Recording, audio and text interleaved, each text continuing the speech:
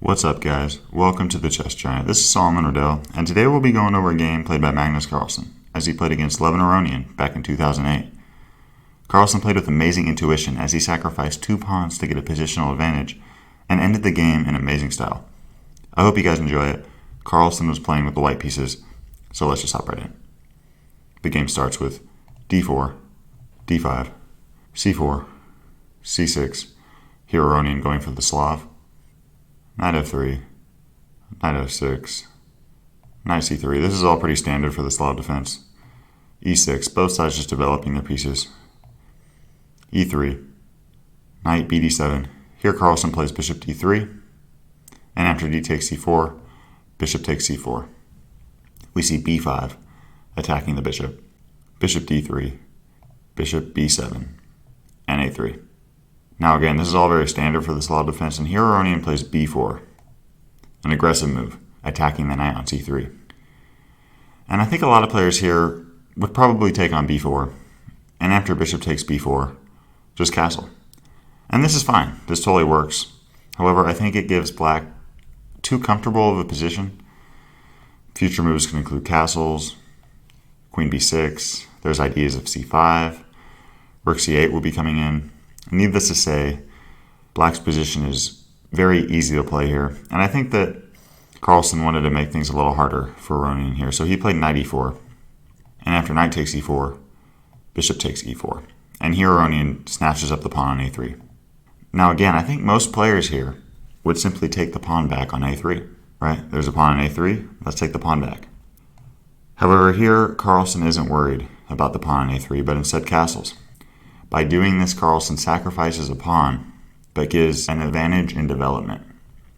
We see knight f6, attacking the bishop on e4, bishop d3, and Aronian snatches up another pawn on b2, and after bishop takes b2, a5. Now I think here for white there's a lot of reasonable moves.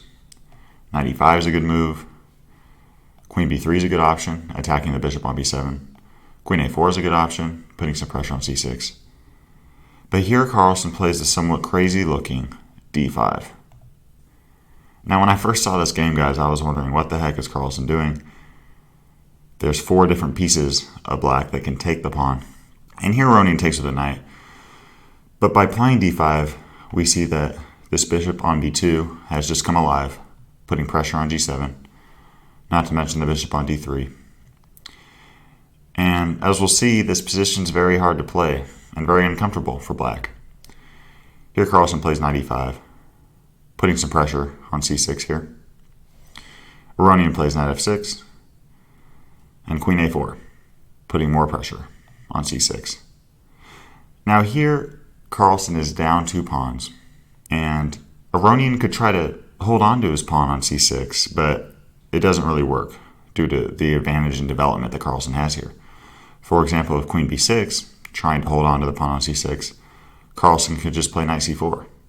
And after queen c7, bishop e5, right? So, needless to say, there's a lot of different ways that Aronian can try to hold on to the pawn on c6, but at the end of the day, the c6 pawn and the a5 pawn are just too weak, and it only hurts black further if he tries to hold on to this pawn on c6. So Aronian plays bishop b4, an active move, also defending the a5 pawn. And here we see knight takes c6, bishop takes c6, and queen takes c6 check. Now, Aronian would love to castle here, but the truth is that he has to move the king, right? If queen d7, queen takes a8, thanks for the rook, right? If knight d7, this doesn't work either, because here Carlsen could play rook fd1, we're about to bring this bishop to b5, and this knight on d7 is about to fall. So after queen takes c6 check, Aronian really had 2 options, playing king f8 or king e7. Here he played king e7, which is actually a slightly better move. We see rook fd1, eyeing the queen on d8, rook c8, attacking the queen on c6, and here queen f3.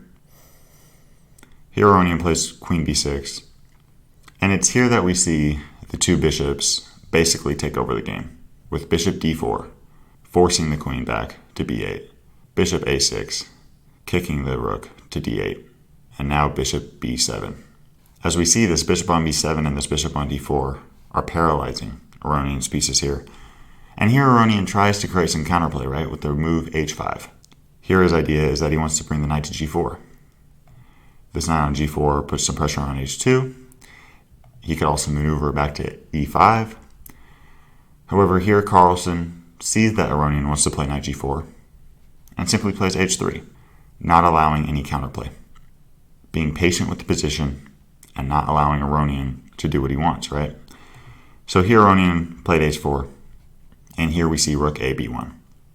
After e5, I think a lot of players here would probably play a move like bishop b2, maybe bishop a1, maybe even bishop b6, right? The bishop's being attacked. Let's move the bishop.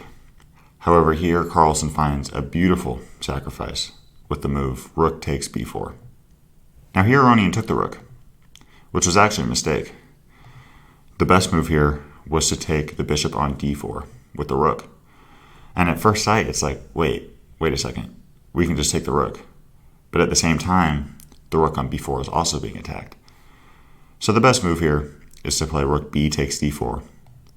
And after e takes d4, and e takes d4, and after a move like rook d8, we just see that the pawn on a5 here is too exposed.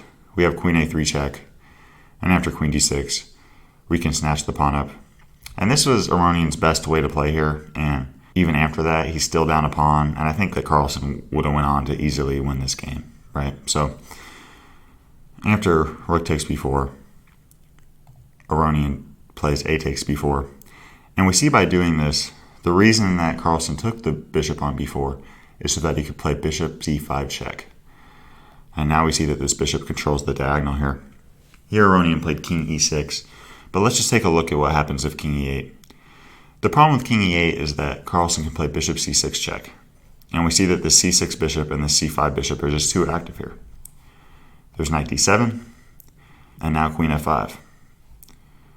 We're threatening to take this knight on d7, so Aronian would have to play queen c7, and now the beautiful move, queen g5.